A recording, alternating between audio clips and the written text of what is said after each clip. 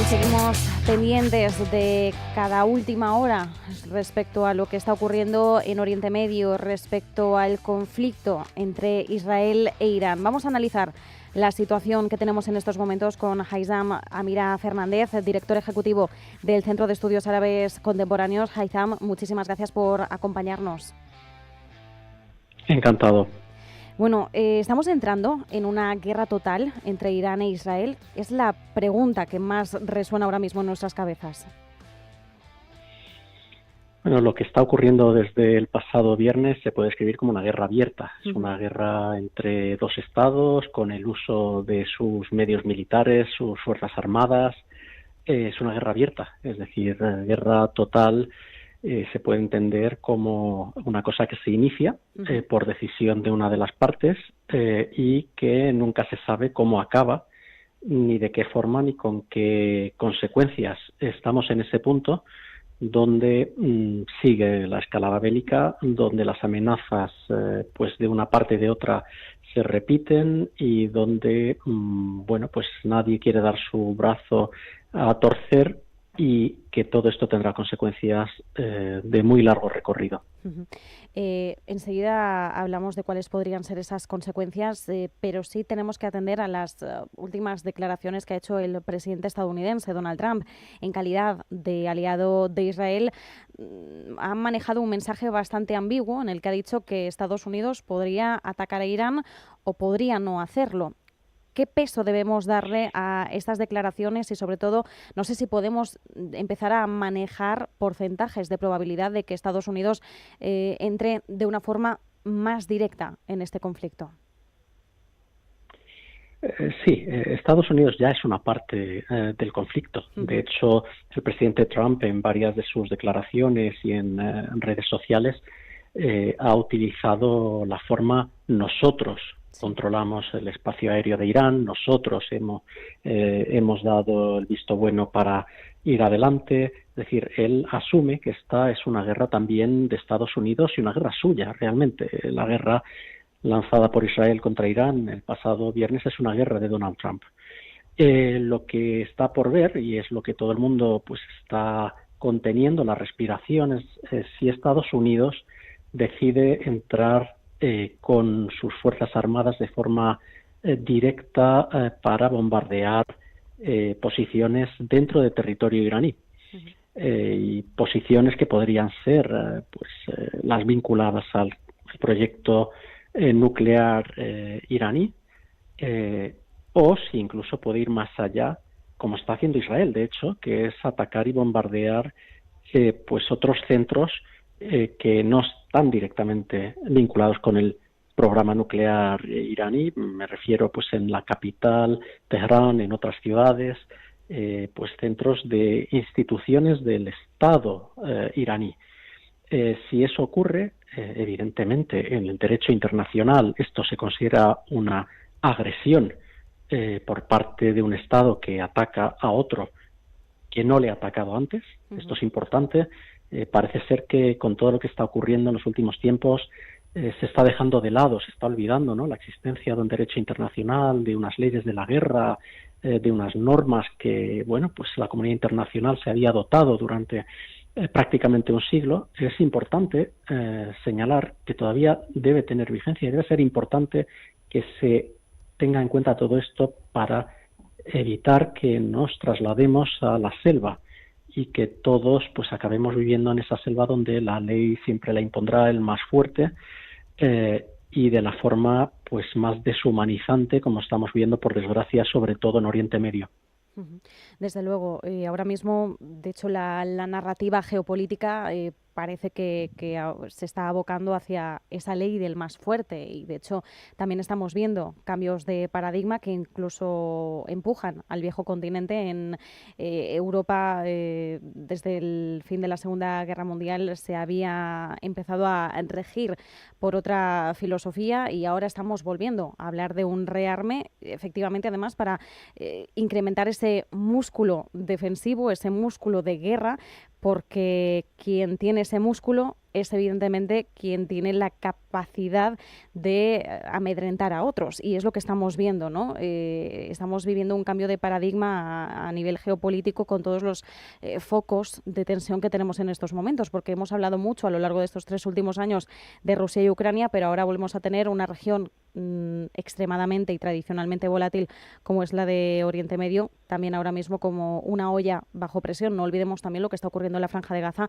a pesar de que ahora estemos poniendo el foco más detenidamente en Irán e Israel por una cuestión de inmediatez, de urgencia y porque es lo último, ¿no?, que está ocurriendo en estos momentos. Hablabas, Haitham, de las consecuencias que podría tener pues una mayor escalada. Nos decías, podemos hablar rotundamente de una guerra abierta, pero si todo va a más, si Estados Unidos, por ejemplo, efectivamente decidiera entrar con sus fuerzas armadas ya de una forma directa para atacar en territorio iraní, ¿cuáles son las consecuencias que se nos abren? ¿Cuál es el abanico, ¿no?, de cara sobre todo a Irán, que entendemos aquí que es quien tiene las de perder? Corrígeme si me equivoco, si hablamos de una operación conjunta entre Israel y Estados Unidos, pues simplemente por la capacidad que tienen ambos frente a la capacidad iraní. Tenemos mucho que perder todos. Uh-huh. Todos, no solamente quienes están en Oriente Medio, no solamente Irán. Voy a hacer un paralelismo rápido con lo ocurrido en el año 2003, uh-huh, que está recordando mucho a muchos analistas y observadores. En 2003 hubo una campaña para preparar un ataque contra Irak, contra el régimen de Saddam Hussein, con todo lo malvado que era, con todo el daño que hacía, pero la campaña se basó en elementos que ahora mismo vuelven a sonar como muy familiares. La posesión de armas de destrucción masiva o impedir que las pudiese utilizar. También se prometió que el derrocamiento del régimen traería la democracia a Oriente Medio. Y esto ocurrió en 2003 y en esa misma campaña estuvieron muy implicados Benjamín Netanyahu, quien prometía que el derrocamiento del régimen iraquí traería estabilidad y paz a Oriente Medio. Están ahí sus grabaciones y sus comparecencias durante ese tiempo. Arrastró a Estados Unidos, arrastró al Reino Unido, arrastró a otros países, por desgracia también. Y eso en 20 años, más de 20 años transcurridos, en la historia nos ha demostrado, primero, que fue una farsa, uh-huh, fue un engaño, no trajo ni democracia a Oriente Medio, ni más estabilidad, y tampoco se trataba de armas de destrucción masiva, sino que era un proyecto para eliminar un régimen malvado, uh-huh, pero que tenía control sobre su sociedad. Y lo que se impuso fue caos, destrucción, guerra civil, aparición de elementos radicalizados, grupos terroristas en Irak y más allá, convertir a Irak en un escenario donde muchos actores vecinos, regionales, actores internacionales, pues campaban a sus anchas. Uh-huh. Refugiados también desde Irak a distintas partes del mundo. El paralelismo que muchos estamos sintiendo, ¿no?, de algo ya visto y vivido hace 22 años, es que se vuelve a hablar de que ahora mismo se ataca a Irán porque tiene un programa de armas de destrucción masiva. Sí. Lo están diciendo los propios servicios de inteligencia de Estados Unidos. Hace poco, recientemente, en un informe de la Dirección Nacional de Inteligencia de Estados Unidos, se decía que no hay constancia de que Irán esté persiguiendo construir un arma nuclear y que eso suponga una amenaza, un riesgo inmediato. Lo está diciendo el Organismo Internacional de Energía Atómica.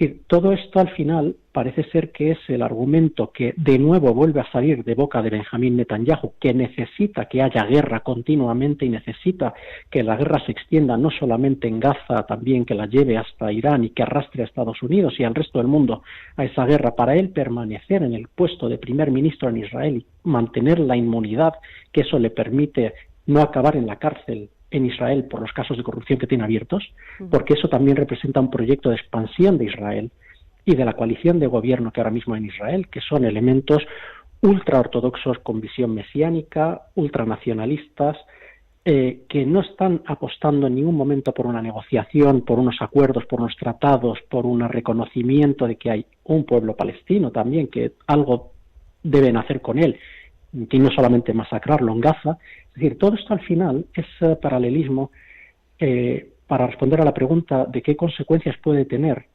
Vimos las consecuencias de lo que ocurrió con el derrocamiento del régimen de Saddam Hussein en Irak en el año 2003 sin una planificación de qué pasa el día después. Sí. El problema es que Irán hoy no es el Irak de 2003. Irán es un país mucho más grande, mucho más relevante, con más población, con más capacidad militar, más complejo, en una región que es la gasolinera del mundo, donde los recursos de hidrocarburos, de petróleo, de gas natural convencionales, pues de ellos dependen muchas economías internacionales y los bolsillos de muchas personas en todo el mundo.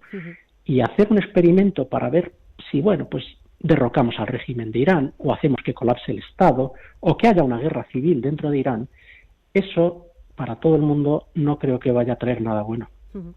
Nos citabas el paralelismo con 2003. Efectivamente, ha sido un paralelismo que se ha hecho mucho a lo largo de estos últimos días, porque evidentemente vimos un sentimiento de urgencia bajo la narrativa israelí de que había que hacer algo porque Irán estaba enriqueciendo su uranio. Sabíamos que Irán tenía uranio enriquecido al 60%. En octubre del año pasado conocíamos por parte del Organismo Internacional de Energía Atómica datos que apuntaban en torno a un volumen de unos 120 kilos, ahora se hablaba de 409. Este incremento en el volumen de kilos de uranio enriquecido fue lo que encendió, por así decirlo, la mecha, ¿no? Ese sentimiento de urgencia, de hay que actuar.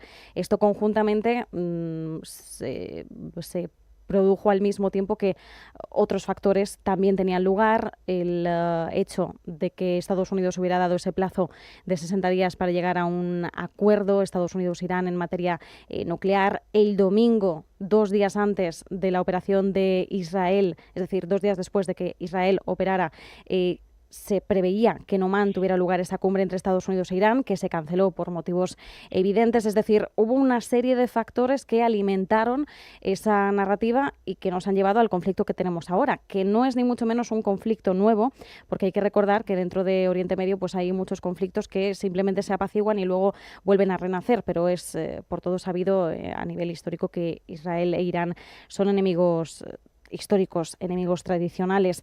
Ahí hay muchos intereses. Citabas, por ejemplo, esa intención por parte de Netanyahu de mantenerse en el poder por todos los casos de corrupción que tiene ahora mismo abiertos. Claro, si hablamos también del plazo más inmediato, Haitham, ¿cómo, no sé hasta qué punto podríamos tener una situación en la que se pueda apaciguar esto, o si ahora mismo con todas las narrativas que tenemos, que por cierto, unas declaraciones de última hora por parte de la Autoridad de Radiodifusión de Israel confirmarían que Estados Unidos se va a sumar al ataque contra Irán? No sé si estamos más bien en una fase de escalada total hasta ver hasta dónde nos lleva esto, o si existiría la posibilidad de que se asiente la vía diplomática, que ha sido una de las principales peticiones a lo largo de la cumbre del G7 que ha culminado hoy. Sí, son varios aspectos. A ver, el primero de ellos. Estados Unidos no ha negociado de buena fe en las rondas que estaban teniendo lugar en Roma y en Mascat, en Omán, porque cambió los términos de la negociación en un momento dado a algo totalmente que sabían que iba a ser inaceptable para los iraníes, que es el enriquecimiento cero. Sí. Esto también hay que hablar del derecho internacional y de qué está permitido y no está permitido. Los países que firman el Tratado de No Proliferación Nuclear tienen derecho, por ese tratado, a tener unos niveles de enriquecimiento que no permitan militarizar el programa nuclear. Eso está permitido y se le permite a otros muchos países que firmaron el Tratado de No Proliferación Nuclear. Con Irán había un acuerdo firmado por Estados Unidos, los otros 4 miembros permanentes del Consejo de Seguridad de la ONU y Alemania, en 2015, bajo la presidencia de Barack Obama, el llamado Acuerdo Nuclear, que implicaba unos sistemas de supervisión, vigilancia, inspecciones intrusivas de las instalaciones y el programa nuclear iraní. Recordemos de nuevo, pueden tener los países programas nucleares. El nuestro lo tiene. Sí. Es decir, esto está regulado. Es más, Irán con el Shah, antes del régimen islámico, tenía un programa nuclear que estaba patrocinado por países occidentales. Es decir, esto no es una aberración. La aberración es que Israel no haya firmado el tratado de no proliferación nuclear. Exacto. Lo contrario de lo que ha hecho Irán. La aberración es que el mundo entero sabe que Israel tiene armas nucleares. Entonces, o bien, para que mantenga su hegemonía Israel, lo que tiene que hacer es machacar a los otros países vecinos, impedir que puedan tener una capacidad de disuasión, o bien se hace por la vía negociadora y mediante acuerdos y mediante supervisiones que deberían aplicarse a todos, o lo que sería lo ideal, que sería el establecimiento de un área libre de armas de destrucción masiva en Oriente Medio. Israel no quiere eso, Estados Unidos tampoco lo quiere. Europa sigue lo que le diga a Estados Unidos, por desgracia, y tengo que decirlo en estos términos. Un paralelismo, de hecho una diferencia comparado con 2003. Cuando sonaban los tambores de guerra en 2003 para derrocar el régimen de Saddam Hussein y reemplazarlo con lo que se prometía sería un régimen democrático y amigo de Occidente, en Europa hubo dos potencias que se opusieron tajantemente porque no contaba eso con el aval del Consejo de Seguridad de Naciones Unidas, porque veían el enorme peligro que supondría dejar en caos Irak y con un vacío de poder. Fueron en ese momento, en 2003, Francia y Alemania. Se opusieron a esa aventura enloquecida de los neoconservadores. A día de hoy, por desgracia, ni Alemania ni Francia están en esa posición. No. Cuando el G7 se reunió en Canadá hace un par de días, emitió una declaración que era surrealista, donde lo que se condenaba era a Irán, cuando quien había recibido un ataque era Irán. Entonces, el mensaje que se está enviando es que al final no hay un derecho internacional, que es la ley del más fuerte, del que pegue primero, del que se salte las normas para salirse con la suya. Esta es una muy mala fórmula para el resto de conflictos internacionales. Voy a cambiar de región. Si hablamos de China y sus ambiciones para hacerse con Taiwán, si al final la regla es que la ley del más fuerte, la ley de la selva es lo que prevalece, pues nos podemos encontrar con un tercer escenario de guerra regional. Tenemos uno en Europa, en Ucrania, tenemos otro en Oriente Medio ahora mismo, en Irán. Si vamos por este mismo camino y nos encontramos con otro en Asia, en el mar de la China, esto se convierte en un mundo muy peligroso para todos. Si Europa ha decidido tirar por la borda el sistema internacional basado en normas, en leyes, en que haya unos principios mínimos, por muy imperfectos que sean, pues entonces Europa tiene mucho que perder, porque Europa no es una potencia internacional. Es que es lo que tiene que enterarse Europa, que si al final o no se tiene por un lado a Rusia, tiene China y tiene Estados Unidos. Pero bueno, pues esto es donde nos encontramos hoy, y resulta que se está, como por ejemplo dijo ayer el canciller alemán, unas declaraciones sorprendentes, Israel está haciendo el trabajo sucio para todos nosotros. Esa es una declaración muy grave, muy chocante y muy fuera de lugar para un país como Alemania, que además no es ninguna potencia, ni cada vez menos en lo económico, que esta es la forma de hacer las cosas. Esto no va a traer ni estabilidad, ni seguridad, ni siquiera para los israelíes, a los que Alemania tanto dice que defiende. ¿Esto alguien piensa que va a normalizar la situación de Israel en su vecindario? ¿Va a hacer que sea un país normalizado, integrado y reconocido por esta vía? Yo creo que no. Bien apuntabas, Haytham, y con esto nos despedimos, que Europa no es una potencia internacional. Citabas el caso de Alemania, conocida siempre como la locomotora europea, ha perdido también incluso ese título, así que estamos viendo que los líderes europeos van a rebufo, efectivamente, de lo que dicta Estados Unidos, ahora bajo un nuevo mandato, y Europa no se ha encontrado todavía dentro de este nuevo orden mundial que se está reconfigurando y dentro de este nuevo contexto geopolítico. Europa no se ha encontrado y de hecho da la sensación de que estamos dando muchos palos de ciego. Veremos cómo va avanzando esto. Sí, por supuesto. Una pregunta que a mí me gustaría hacerle a los dirigentes europeos que están jaleando lo que está haciendo Israel en Irán, e incluso la participación de Estados Unidos. Estoy pensando en el canciller alemán Merz, estoy pensando en el presidente francés Macron, en el primer ministro británico Starmer, incluso en la presidenta de la Comisión Europea Ursula von der Leyen, que a veces está asumiendo con demasiada frecuencia funciones que no las tiene en su mano, no son funciones que le correspondan a ella en política exterior y de seguridad. La pregunta es la siguiente: ¿cómo van a explicar a las poblaciones europeas, a las sociedades europeas, que jaleando lo que está haciendo Israel, saltándose todas las leyes internacionales, con esta acción de agresión contra Irán, sin saber hacia dónde quiere llevar al país, cómo pueden explicar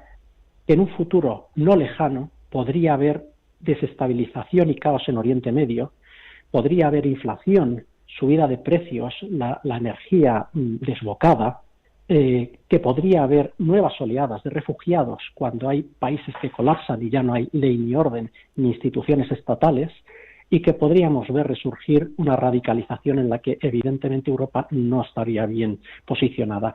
¿Cómo piensan explicar a los europeos que las acciones que están haciendo o el apoyo que están dando a una manera de hacer las cosas pueda generar todo eso? A Estados Unidos le pilla lejos, geográficamente y por otros motivos. A Europa esto no le pilla lejos. Es que es parte de un vecindario que no está nada lejos, y las consecuencias además se ha visto en situaciones anteriores, no lejanas en el tiempo, acaban llegando y afectando a Europa. Esa es la pregunta que me gustaría hacer a esos dirigentes europeos que han decidido que esta vía es correcta para resolver un problema que efectivamente existe, que en Oriente Medio hay conflictos, que hay actores que hacen cosas malas, muchos, y algunos de ellos pues los tenemos como aliados. Si esta es la manera a la que quieren llevar el mundo y el cambio de paradigma al que nos dirigimos, y qué es lo que tiene que ganar y que perder Europa en todo esto. Quizás esta es la oportunidad que tanto ansiamos, pero no sabemos si vamos a estar a la altura o si los líderes actuales están a la altura para coger la batuta del reto. Nos quedamos con esto, con esta pregunta que lanzamos a los líderes. Ojalá llegue alguno de ellos. Haitham Amira Fernández, director ejecutivo del Centro de Estudios Árabes Contemporáneos, muchísimas gracias. Un fuerte abrazo. Y muchas gracias, un placer.